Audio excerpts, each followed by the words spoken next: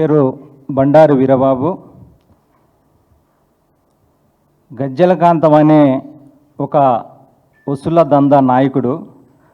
ఆయన ఈ తెలంగాణ రాష్ట్రం కోసం కొట్లాడి జైలు పోయి తెలంగాణ వచ్చినాక హైదరాబాదుని ఒక ఐటీ హబ్గా మార్చిన కేటీఆర్ మీద తప్పుడు ఆరోపణలు చేస్తే ఈ టీడీపీ నుంచి వలస వచ్చిన రేవంత్ రెడ్డి ఏదో పదవి ఇస్తుందన్న ఆశతోటి ఈ గజ్జలకాంతం కేటీఆర్ని కేసీఆర్ని విమర్శించుతాడు. బిడ్డానికి ఆ స్థాయి లేదు.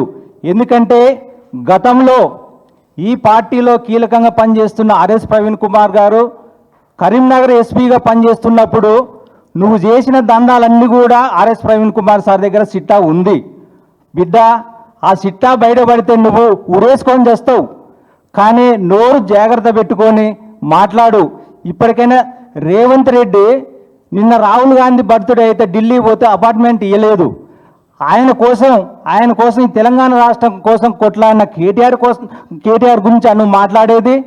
బిడ్డ, రేవంత్ రెడ్డి ఢిల్లీ పోతే కాంగ్రెస్ వాళ్ళు కలుతారో బీజేపీ వాళ్ళు కలుతారో ఏం తెలియని అయోమయంలో ఉన్నాడు రేవంత్ రెడ్డి. అలాంటి రేవంత్ రెడ్డి కోసం నువ్వు కేటీఆర్ ఈ రాష్ట్రం సాధించిన గొప్ప వ్యక్తులు, అలాంటి వ్యక్తుల కోసం నువ్వు ఇట చేస్తే ఎట్ట? ఫోన్ ట్యాపింగ్ అంట ఈ మన వసూల దందా కోసం చేశారంట. నువ్వు వసూల దందా చేసినోడు రయ్యా కరీంనగర్లో త్రూటిలో తప్పించుకున్నావు. ప్రవీణ్ సారు త్రూటిలో తప్పించుకున్న దొంగవి నువ్వు. వసూల దందాకి మారుపేరు నువ్వు. డ్రంక్ అండ్ డ్రైవ్లో పట్టుబడ్డ పచ్చి దొంగవు రాయను నువ్వు ఎందుకు అట్ట మాట్లాడుతావు కేటీఆర్ కేసీఆర్ గురించి? గతంలో నువ్వు చేసినవన్నీ కూడా అందరూ తెలుసు. భవిష్యత్తులో ఆలోచించుకొని ఇప్పటికైనా నోరు జాగ్రత్త పెట్టుకొని మాట్లాడు. గజ్జలకాంతం, నువ్వు ప్రజా సంఘం అని ఎంతమంది నక్సలైట్లు అమాయకంగా నువ్వు కోర్టు పనిచేసినావు కరీంనగర్ ప్రజలకు తెలుసు, ఇక్కడున్న కొన్ని సంఘాలకు తెలుసు.